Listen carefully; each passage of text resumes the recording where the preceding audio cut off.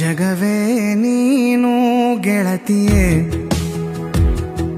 ಎಲ್ರಿಗೂ ನಮಸ್ಕಾರ. ಗೆಳತಿ ದಿನಚರಿಗೆ ನಿಮ್ಮೆಲ್ಲರಿಗೂ ಸ್ವಾಗತ. ಬನ್ನಿ, ಇವತ್ತು ಒಂದು ಬೋಟ್ ನೆಕ್ ಬ್ಲೌಸ್ಗೆ ಬ್ಯಾಕ್ ಸೈಡಲ್ಲಿ ಪ್ಯಾಚ್ ವರ್ಕ್ ಡಿಸೈನ್ ಮಾಡೋದನ್ನು ತೋರಿಸ್ತಾ ಇದ್ದೀನಿ. ಕತ್ತಿನ ಅಗಲ 3 ಇಂಚ್ ತೊಗೊಂಡಿದ್ದೀನಿ, ಶೋಲ್ಡರ್ 4 ಇಂಚ್ ತೊಗೊಂಡಿದ್ದೀನಿ. ಹಾಗೆ ಡೀಪ್ ಲೆಂತ್ ಅಳತೆ ಬ್ಲೌಸಲ್ಲಿ ಎಷ್ಟಿದೆಯೋ ಅಷ್ಟೇ ಮಾರ್ಕ್ ಮಾಡ್ಕೊಂಡಿರೋದು. ಡೀಪ್ ಡೌನಿಂಗಲ್ಲೂ ಕೂಡ ಅಷ್ಟೇ ಬ್ರಾಡ್ನೆಸ್ಸನ್ನು 3 ಇಂಚೇ ತೊಗೊಂಡಿದ್ದೀನಿ. ಮತ್ತೊಂದು ಸಲ ನಿಮಗೆ ಅಳತೆ ಮಾಡಿ ತೋರಿಸ್ತಾ ಇದ್ದೀನಿ ನೋಡಿ. ಕತ್ತಿನ ಅಗಲ 3 ಇಂಚು, ಶೋಲ್ಡರ್ 4 ಇಂಚು, ಡೀಪ್ ಲೆಂತ್ ಅಳತೆ ಬ್ಲೌಸ್ ಎಷ್ಟಿದೆಯೋ ಅಷ್ಟೇ ಇಟ್ಕೋಬೇಕು. ಹಾಗೆ ಡೀಪ್ ಬ್ರಾಡ್ನೆಸ್ಸು ಕೂಡ 3 ಇಂಚ್ ತೊಗೊಂಡಿದ್ದೀನಿ. ಇನ್ನು ಈ ಮೇಲ್ಗಡೆ ಹಾಕಿರುವಂಥ ರೌಂಡ್ ಶೇಪ್ ಅದು ಕೂಡ ಲೆಂತ್ 3 ಇಂಚೇ ತೊಗೊಂಡಿರೋದು. ಮತ್ತು ಒಂದು ಅರ್ಧ ಇಂಚ್ ಗ್ಯಾಪಲ್ಲಿ ಈ ರೀತಿ ಲೈನ್ ಹಾಕೋಬೇಕು. ಮತ್ತು ಈ ಸ್ಟ್ರೈಟ್ ಲೈನ್ ಏನಿರುತ್ತೆ ಅದು ಎರಡರ ಮಧ್ಯ ಭಾಗಕ್ಕೆ ಒಂದು ಮಾರ್ಕನ್ನ ಮಾಡ್ಕೋಬೇಕು. ಈಗ ಕ್ಯಾನ್ವಸ್ ಕಟ್ ಮಾಡ್ಕೋತಾ ಇದ್ದೀನಿ. ಈ ರೀತಿ ಬ್ಲೌಸ್ ಮೇಲೇ ಫೋಲ್ಡ್ ಮಾಡಿ ಇಟ್ಕೊಂಡು ನಮಗೆ ಎಷ್ಟು ಲೆಂತ್ ಬೇಕು ಅದನ್ನು ಮಾರ್ಕ್ ಮಾಡ್ಕೋಬೋದು. ಹಾಗೆ ಬ್ರಾಡ್ನೆಸ್ಸು ಕೂಡ ಅಷ್ಟೇ 3 ಇಂಚ್ ಅಲ್ವಾ ನಾನು ತೊಗೊಂಡಿರೋದು ಲೈನಿಂಗ್ಗೆ, ಅದೇ ಥರ ಕ್ಯಾನ್ವಸ್ಗೂ ಕೂಡ ಅಷ್ಟೇ ತೊಗೊಂಡಿದ್ದೀನಿ. ಈಗ ಮಾರ್ಕ್ ಎಲ್ಲನೂ ಕೂಡ ಸೇರಿಸ್ಕೋಬೇಕು.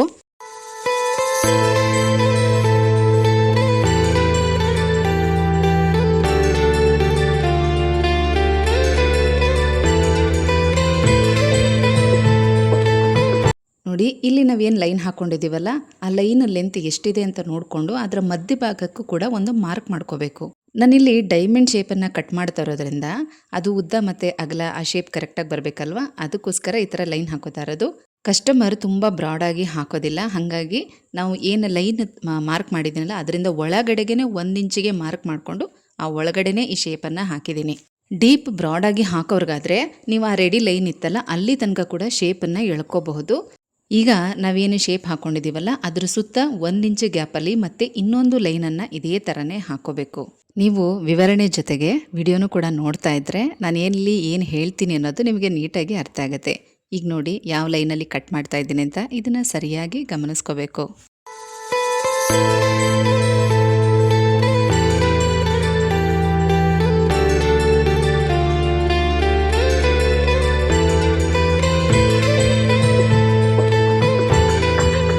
ಮೇಲ್ಗಡೆ ನೆಕ್ ಮಾರ್ಕಿಂಗನ್ನು ನೋಡಿಕೊಂಡು ಈ ಒಂದು ಕ್ಯಾನ್ವಸನ್ನು ನೀಟಾಗಿ ಈ ಥರ ಇಟ್ಕೋಬೇಕು.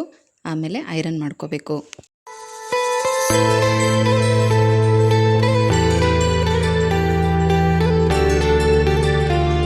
ಐರನ್ ಆದಮೇಲೆ ಈ ರೀತಿ ನೀಟಾಗಿ ಕ್ಯಾನ್ವಸ್ ಕೂತ್ಕೊಳ್ಳುತ್ತೆ. ಈಗ ಮೇನ್ ಫ್ಯಾಬ್ರಿಕ್ ಮತ್ತು ಲೈನಿಂಗನ್ನು ಅಟ್ಯಾಚ್ ಮಾಡಬೇಕು. ಅದನ್ನು ನೀಟಾಗಿ ಉಲ್ಟಾ ಸೀದಾ ನೋಡಿ ಇಟ್ಕೋಬೇಕು. ನೋಡಿ, ಮೊದಲಿಗೆ ಈ ಕ್ಯಾನ್ವಸ್ ಒಳಗಡೆ ಶೇಪ್ ಇದೆಯಲ್ಲ ಅಲ್ಲಿಗೆ ಸ್ಟಿಚ್ ಹಾಕೋಬೇಕು. ನಿಮಗೆ ಗ್ರಿಪ್ಗೆ ಸಪೋರ್ಟ್ಗೆ ಬೇಕಾದರೆ ಈ ರೀತಿ ಒಂದು 2-3 ಕಡೆ ಪಿನ್ ಹಾಕೊಂಬಿಡಿ, ಆವಾಗ ಲೈನಿಂಗ್ ಜರುಗೋದಿಲ್ಲ.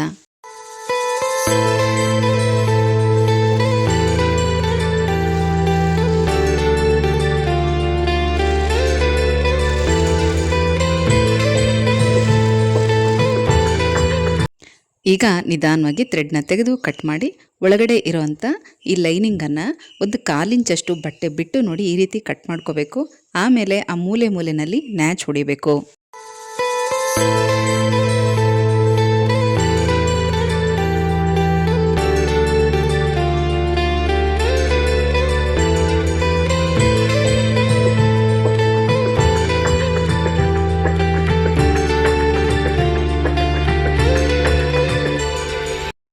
ಲೈನಿಂಗ್ ಒಳಗಡೆಯಿಂದ ಈ ರೀತಿ ಟರ್ನ್ ಮಾಡಿಕೊಂಡು ಎಡ್ಜಸ್ಸಲ್ಲಿ ಮತ್ತೆ ಕಿನಾರಿ ಹಾಕೋಬೇಕು.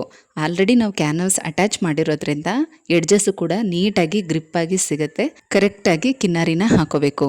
ಈಗ ಈ ಶೇಪ್ ಕಂಪ್ಲೀಟ್ ಆಯಿತು. ಸುತ್ತ ಕೂಡ ಲೈನಿಂಗನ್ನು ಅಟ್ಯಾಚ್ ಮಾಡಬೇಕು ಮತ್ತು ಎಕ್ಸ್ಟ್ರಾ ಇರೋ ಪೀಸನ್ನು ಕಟ್ ಮಾಡಬೇಕು.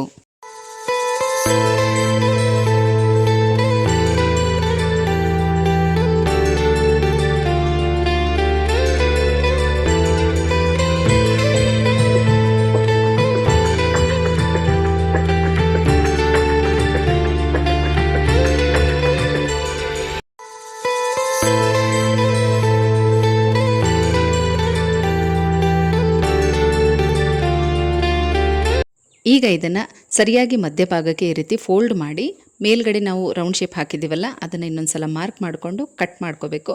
ಅಲ್ಲಿಗೆ ಕಾಂಟ್ರಾಸ್ಟ್ ಕಲರಲ್ಲಿ ಪೈಪಿಂಗ್ ಕೊಟ್ಟರೆ ತುಂಬ ಚೆನ್ನಾಗಿರುತ್ತೆ. ಅದಕ್ಕಿಂತ ಮೊದಲು ಈ ಡೈಮಂಡ್ ಶೇಪ್ ನಾವು ಏನು ಫಿನಿಶಿಂಗ್ ಮಾಡಿದ್ದೀವಲ್ಲ ಅಲ್ಲಿಗೆ ಒಂದು ಥ್ರೆಡ್ ಲೈನನ್ನು ಹಾಕಬೇಕು. ಅದನ್ನು ನಿಮಗೆ ತೋರಿಸ್ತಾ ಇದ್ದೀನಿ ನೋಡಿ. ಈ ಥರ ಥ್ರೆಡ್ಡು ಎಲ್ಲ ಲೈನಿಂಗ್ ಶಾಪ್ಗಳಲ್ಲೂ ಕೂಡ ಸಿಗುತ್ತೆ. ಅಥವಾ ಸ್ಯಾರಿ ಮ್ಯಾಚಿಂಗಲ್ಲಿ ನಾವು ಇದನ್ನು ನಾವೇ ಕೂಡ ರೆಡಿ ಮಾಡ್ಕೋಬಹುದು. ನಾವು ಮಾಮೂಲಿ ಸ್ಟಿಚಿಂಗ್ ಮಾಡುವಂಥ ಥ್ರೆಡ್ಡೇ 6 ಎಳೆ ಅಥವಾ 8 ಎಳೆ ದಾರನ ಮಾಡಿಕೊಂಡು ಅದನ್ನು ಇದೇ ಥರ ಬಾಬಿನ್ಗೆ ಸುತ್ತಿ ನಾವು ಸ್ಟಿಚ್ ಮಾಡಿದ್ರೂ ಕೂಡ ಇದೇ ಥರ ಬರುತ್ತೆ. ಹಿಂದಿನ ವಿಡಿಯೋಗಳಲ್ಲಿ ನಾನು ಅದನ್ನು ಕೂಡ ತೋರಿಸಿದ್ದೀನಿ. ಇದು ರೆಡಿಮೇಡೇ ಸಿಕ್ಕಿತ್ತು, ಹಾಗಾಗಿ ತೊಗೊಂಡು ಬಂದು ಹಾಕ್ತಾ ಇದ್ದೀನಿ. ಇದು ಕೂಡ ಅಷ್ಟೇ 5 ರೂಪಾಯಿ 10 ರೂಪಾಯಿ ಒಂದೊಂದು ಕಡೆ ಒಂದೊಂದು ಥರ ರೇಟ್ ಇರುತ್ತೆ, ತುಂಬ ಜಾಸ್ತಿ ಏನಿರೋದಿಲ್ಲ. ಈ ದಾರನ ಬಾಬಿನ್ಗೆ ಟೈಟಾಗಿ ಸುತ್ಕೋಬೇಕು, ಮಿಷಿನಲ್ಲೇ ಸುತ್ತಿ ಕೈಯಲ್ಲಿ ಸುತ್ತಬೇಡಿ. ಹಾಗೆ ಕೇಸ್ಗೆ ಹಾಕುವಾಗ ಅದ್ರ ಮೇಲ್ಗಡೆ ಸಣ್ಣ ಕ್ಯಾಪ್ ಥರ ಕೊಟ್ಟಿರ್ತಾರಲ್ಲ ಅದನ್ನ ಸ್ವಲ್ಪ ಲೂಸ್ ಮಾಡ್ಕೋಬೇಕು.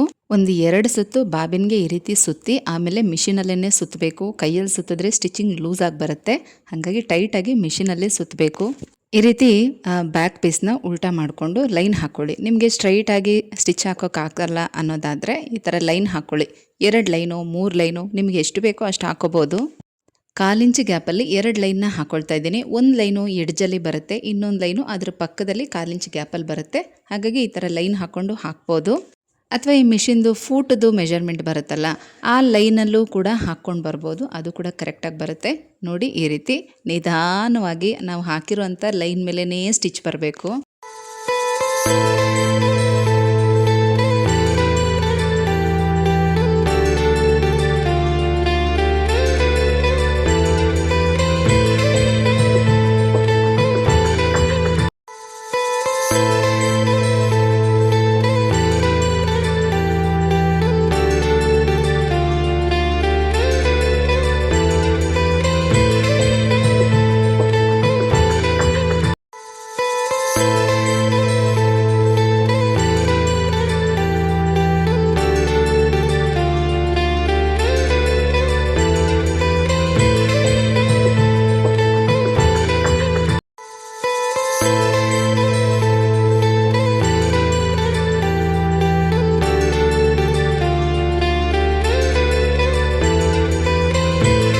ಎರಡೂ ಲೈನ್ ಹಾಕಾದ್ಮೇಲೆ ಈ ರೀತಿ ಕಾಣಿಸ್ತಾ ಇದೆ ನೋಡಿ. ಇದನ್ನು ಬೇಕಾದರೆ ಹೀಗೆ ಕೂಡ ಅಂದರೆ ಇದೊಂದು ಡಿಸೈನ್ ಥರ ಹೀಗೆ ಬಿಡ್ಬೋದು, ಅಥವಾ ಇದ್ರ ಒಳಗಡೆ ಏನಾದರೂ ನಾವು ಪ್ಯಾಚ್ ವರ್ಕ್ ಡಿಸೈನ್ ಕೂಡ ಮಾಡಬಹುದು. ಆ ಡಿಸೈನ್ ಮಾಡೋದಕ್ಕೆ ಒಂದು ಹಳೆ ನ್ಯೂಸ್ ಪೇಪರ್ನ ತೊಗೊಳ್ಳಿ, ಅದನ್ನು ಕೆಳಗಡೆ ಇಡಬೇಕು, ಮೇಲೆ ಈ ಬ್ಲೌಸ್ ಪೀಸ್ನ ಇಡಬೇಕು. ಈ ಒಂದು ನೆಕ್ ಓಪನ್ ಇದೆಯಲ್ಲ ಅಲ್ಲಿಗೆ ಈ ಥರ ಪೆನ್ನಲ್ಲಿ ಮಾರ್ಕ್ ಮಾಡ್ಕೋಬೇಕು. ನಮಗೆ ಯಾವ ಶೇಪ್ ಇದೆ ಅನ್ನೋದಕ್ಕೋಸ್ಕರ ಈ ಥರ ಮಾರ್ಕ್ ಮಾಡ್ಕೋಬೇಕು.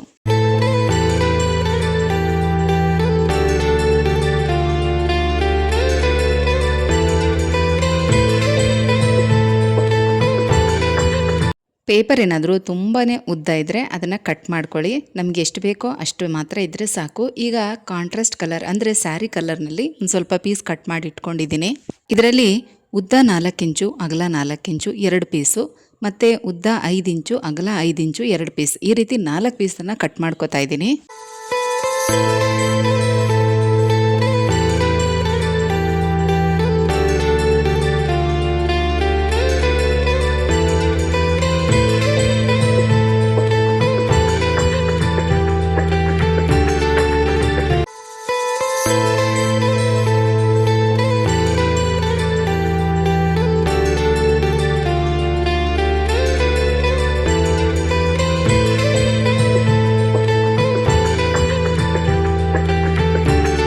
ಈ ರೀತಿ ಕಲರ್ ಕಾಂಬಿನೇಷನಲ್ಲಿ ಸೆಟ್ ಮಾಡಿಕೊಂಡು ಚಿಕ್ಕದು ದೊಡ್ಡದು ಈ ರೀತಿ ಸ್ಟೆಪ್ ಬೈ ಸ್ಟೆಪ್ ಬರೋ ಥರ ಟ್ರಯಾಂಗಲ್ ಶೇಪಲ್ಲಿ ಫೋಲ್ಡ್ ಮಾಡಿಕೊಂಡು ಈ ಥರ ಒಂದೊಂದು ಸ್ಟಿಚ್ ಹಾಕೋಬೇಕು. ಒಟ್ಟು 6 ಪೀಸು, ಮೇಲ್ಗಡೆಗೆ 3 ಕೆಳಗಡೆಗೆ 3.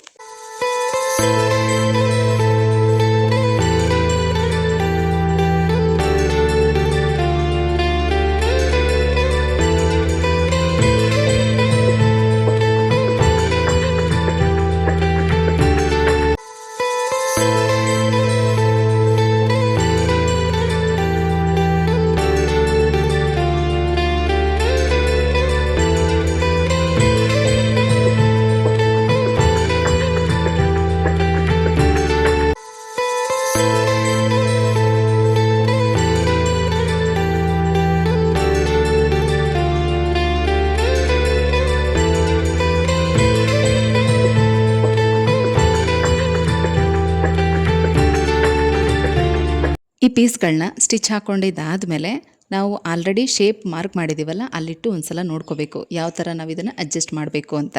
ಯಾವುದೇ ಡಿಸೈನ್ ಆದರೂ ಅದು ನಾವು ಯಾವ ರೀತಿ ಬೇಕಾದರೂ ಚೇಂಜ್ ಮಾಡ್ಕೋಬೋದು, ಅದು ನಮ್ಮ ಕ್ರಿಯೇಟಿವಿಟಿ ಆಗಿರುತ್ತೆ. ಈಗ ನೋಡಿ ಆ ಡಿಸೈನ್ನ ಎರಡೂ ತುದಿಗಳು ಕರೆಕ್ಟಾಗಿ ಸ್ಟ್ರೈಟಾಗಿ ಬರಬೇಕು, ಒಂದೇ ಲೆವೆಲ್ಗೆ ಇರಬೇಕು ಅಂಥೇಳಿ ನಾನು ಮಧ್ಯದಲ್ಲಿ ಲೈನ್ ಹಾಕೋತಾ ಇದ್ದೀನಿ. ಅದೆರಡಕ್ಕೂ ಕೂಡ ಮಧ್ಯದಲ್ಲಿ ಮಣಿನ ಹಾಕಿ ಅದೊಂದು ಲೈನ್ ಕನೆಕ್ಟ್ ಮಾಡಬೇಕು. ಅದಕ್ಕೋಸ್ಕರ ಎರಡೂ ಕೂಡ ಸರಿಯಾಗಿ ಕುತ್ಕೋಬೇಕು ಅಂತೇಳಿ ನಾನು ಮಧ್ಯೆ ಒಂದು ಲೈನ್ ಹಾಕ್ಕೊಂಡು ಇಟ್ಟು ನೋಡ್ತಾ ಇದ್ದೀನಿ. ಈಗ ಒಂದೊಂದೇ ಸ್ಟಿಚ್ ಹಾಕ್ಕೊಂಡು ಎರಡನ್ನೂ ಕೂಡ ಅಟ್ಯಾಚ್ ಮಾಡ್ಕೋಬೇಕು. ಯಾಕಂದರೆ ನಾವು ಬ್ಲೌಸ್ ಪೀಸ್ ಮೇಲೆ ಇಟ್ಟು ಹೊಲಿವಾಗ ಅದು ಜರುಗಬಾರ್ದಲ್ವ, ಅದಕ್ಕೋಸ್ಕರ. ಆಮೇಲೆ ಬೇಕಾದ್ರೆ ಪೇಪರ್ನ ತೆಗಿಬೋದು, ತುಂಬ ಈಸಿ.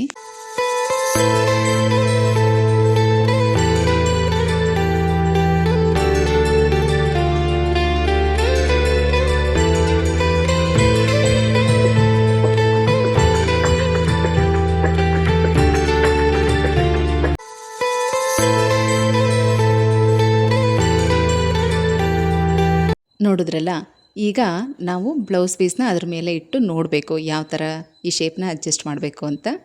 ಎಲ್ಲ ಸರಿ ಇದೆ ಅಂತ ಅನಿಸಿದ್ರೆ ಒಂದೆರಡು ಕಡೆ ಪಿನ್ನ ಹಾಕ್ಕೊಂಡು ಮತ್ತೆ ನೋಡಿ ಇಲ್ಲೇ ನಾವು ಯೆಲ್ಲೋ ಕಲರ್ ಲೈನ್ ಹಾಕಿದ್ದೀವಲ್ಲ ಅದ್ರ ಮೇಲೆ ಯೆಲ್ಲೋ ಕಲರ್ ಥ್ರೆಡ್ಡೇ ಹಾಕೋಬೇಕು. ಅಂದರೆ ನಾರ್ಮಲ್ ನಾವು ಸ್ಟಿಚ್ ಮಾಡಿರ್ತೀವಲ್ಲ ಅದೇ ಥ್ರೆಡ್ಡು, ಅಂದರೆ ಈ ಎಂಬ್ರಾಯ್ಡಿಂಗ್ ಥ್ರೆಡ್ ಅಲ್ಲ, ನಾರ್ಮಲ್ ನಾವು ಸ್ಟಿಚಿಂಗ್ ಮಾಡೋವಂಥ ಥ್ರೆಡ್ಡನ್ನು ಅದ್ರ ಮೇಲ್ಗಡೆನೇ ಸ್ಟಿಚ್ ಹಾಕ್ಕೊಂಡು ಬರಬೇಕು. ಯಾಕಂದರೆ ಅದು ಬರೀ ಒಂದೇಳೆ ಇರುತ್ತೆ, ಹಾಗಾಗಿ ಇದ್ರ ಮೇಲೆ ನಾವು ಸ್ಟಿಚ್ ಹಾಕಿದ್ರೆ ಏನು ವ್ಯತ್ಯಾಸ ಆಗೋದಿಲ್ಲ, ಚೆನ್ನಾಗೇ ಕಾಣಿಸುತ್ತೆ. ಹಾಗಾಗಿ ಈಗ ಎರಡೂ ಕಡೆನೂ ಹಾಕಬೇಕು. ಎರಡು ಲೈನ್ ನಾವೇನು ಹಾಕಿದ್ದೀವಿ ಎರಡೂ ಲೈನ್ ಮೇಲೆ ಸ್ಟಿಚ್ ಹಾಕಬೇಕು.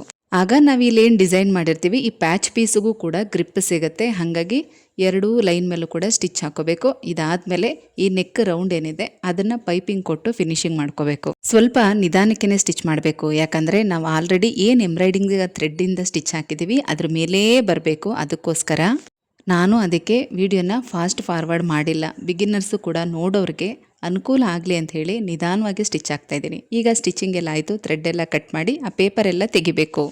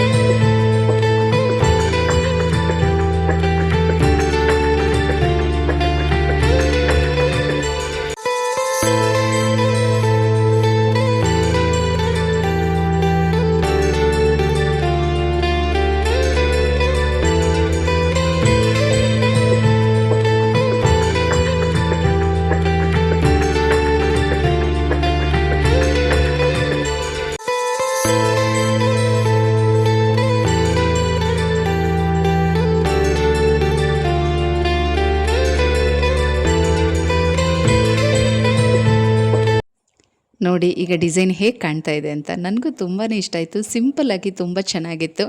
ಈಗ ಇದಕ್ಕೆ ಮಣಿ ಹಾಕಿ ಆ ಲೈನ್ನ ಕನೆಕ್ಟ್ ಮಾಡಬೇಕು.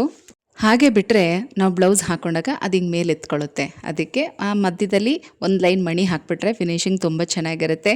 ಇದೇ ಥರ ಬೇಕಾದರೆ ನಾವು 4 ಮೂಲೆಗೂ ಕೊಡ್ಬೋದು, ತುಂಬ ಚೆನ್ನಾಗಿ ಕಾಣಿಸುತ್ತೆ. ಮಣಿಗಳಂತೂ ಆಪ್ಷನಲ್, ನಿಮಗೆ ಯಾವ ಥರ ಬೇಕೋ ಆ ಥರ ಕೊಡಿ. ನೀವು ಇನ್ನೂ ಇದನ್ನು ತುಂಬ ಗ್ರ್ಯಾಂಡಾಗಿ ಕ್ರಿಯೇಟಿವ್ ಆಗಿ ಮಾಡ್ತೀರಾ ಅಂದರೆ ಇನ್ನೂ ಕೂಡ ಗ್ರ್ಯಾಂಡಾಗಿ ಮಾಡ್ಬೋದು. ಇಲ್ಲೇನು ನಾನು ಥ್ರೆಡ್ ಲೈನ್ ಹಾಕಿದ್ದೀನಲ್ಲ, ಎಂಬ್ರಾಯ್ಡಿಂಗ್ ಲೈನ್ ಹಾಕಿದ್ದೀನಲ್ಲ, ಅಲ್ಲಿ ಬೇಕಾದ್ರೆ ನೀವು ಲೇಸ್ನು ಕೂಡ ಅಟ್ಯಾಚ್ ಮಾಡ್ಕೋಬೋದು. ಬ್ಲೌಸ್ ಇನ್ನೂ ಗ್ರ್ಯಾಂಡಾಗಿ ಕಾಣಿಸುತ್ತೆ. ಇಂಥ ಡಿಸೈನ್ ಎಲ್ಲ ಮಾಡುವಾಗ ತುಂಬ ಟೈಮ್ ತಗೊಳುತ್ತೆ, ಆದರೂ ಪೇಷನ್ಸಿಂದ ಇದನ್ನೆಲ್ಲ ಮಾಡಲೇಬೇಕು. ಈ ಬ್ಲೌಸ್ಗೆ ಮಿನಿಮಮ್ 400ರಿಂದ 450, 500 ಆ ಥರ ತೊಗೋಬೋದು. ಅಂದರೆ ಏರಿಯಾ ಮೇಲೆ ಡಿಪೆಂಡ್ ಆಗುತ್ತೆ. ಮತ್ತು ಅಂಗಡಿಲಿ ಸ್ಟಿಚ್ ಮಾಡ್ತೀರಾ, ಮನೇಲಿ ಸ್ಟಿಚ್ ಮಾಡ್ತೀರಾ, ಅದು ಕೂಡ ನೋಡ್ತಾರೆ. ಏನು ಅಂಗಡಿಲಿ ಎಲ್ಲ ರೇಟ್ ಹೇಳ್ತೀರಾ ಅಂತ ಹೇಳ್ತಾರೆ. ನಾನು ಈ ಬ್ಲೌಸ್ಗೆ 450 ರೂಪಾಯಿ ತೊಗೊಂಡಿದ್ದೀನಿ. ಈಗ ಮನೇಲಿ ಸ್ಟಿಚ್ ಮಾಡ್ತೀನಲ್ಲ, ಅದೇ ನಾನು ಅಂಗಡಿಲಿ ಸ್ಟಿಚ್ ಮಾಡಿದರೆ ಈ ಬ್ಲೌಸ್ಗೆ ಮಿನಿಮಮ್ 500ರಿಂದ 600 ರೂಪಾಯಿ ತೊಗೋತಾ ಇದೆ. ಯಾಕೆ ಅಂತ ಕೇಳ್ತೀರಾ, ಈ ಬ್ಲೌಸ್ಗೆ ನಾನು ಸ್ಲೀವ್ಗೂ ಕೂಡ ಡಿಸೈನ್ ಮಾಡಿದ್ದೀನಿ. ಅದನ್ನು ನಾನಿಲ್ಲಿ ತೋರಿಸಿಲ್ಲ, ವಿಡಿಯೋ ತುಂಬ ಲೆಂತಿ ಆಗುತ್ತೆ ಅಂತ ಪಾರ್ಟ್ ಬೈ ಪಾರ್ಟ್ ಹಾಕೋಣ ಅಂತೇಳಿ ಬ್ಯಾಕ್ ಡಿಸೈನ್ ಮಾತ್ರ ನಾನಿಲ್ಲಿ ತೋರಿಸಿದ್ದೀನಿ. ಹಾಗೆ ನೀವೇನಾದರೂ ಬ್ಯಾಕಿಗೆ ಮಾತ್ರ ಇಂಥ ಡಿಸೈನ್ ಇಡ್ತೀರಾ ಅಂದರೆ 400ರಿಂದ 500 ರೂಪಾಯಿ ತನಕ ತೊಗೋಬೋದು. ನೋಡಿ ಮಣಿ ಹಾಕಿದ್ಮೇಲೆ ಅದರ ಲುಕ್ ಇನ್ನೂ ಚೇಂಜ್ ಆಗೋಯ್ತು. ಎಷ್ಟು ಚೆನ್ನಾಗಿ ಕಾಣಿಸ್ತಾ ಇದೆ ಅಲ್ವಾ? ಎಲ್ಲ ಏಜಿನವರು ಕೂಡ ಈ ಥರ ಡಿಸೈನ್ನ ಹಾಕೋಬೋದು, ತುಂಬ ಚೆನ್ನಾಗಿ ಕಾಣಿಸುತ್ತೆ.